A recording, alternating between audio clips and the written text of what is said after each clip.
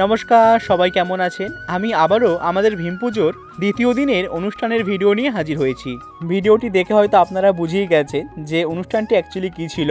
অনুষ্ঠানে সেদিন ছিল হচ্ছে নদিয়ার সুবিখ্যাত পুতুল নাচ। হ্যাঁ বন্ধুরা, পুতুল নাচ।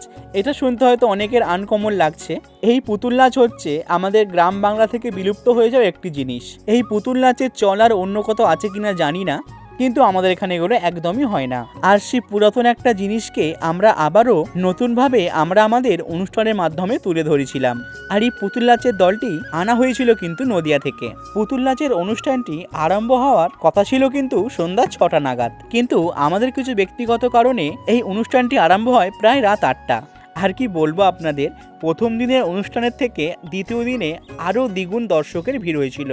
তা আপনারা দেখতেই পারছেন, ঘড়ির কাঁটায় তখন বাজে রাত 8টা। 8টার পর থেকে কিন্তু শুরু হয়ে গেল আমাদের পুতুল নাচের অনুষ্ঠান। সত্যি বলতে পুতুল নাচ ভীষণ হাস্যকৌতুক ও তার সাথে মজার একটি জিনিস।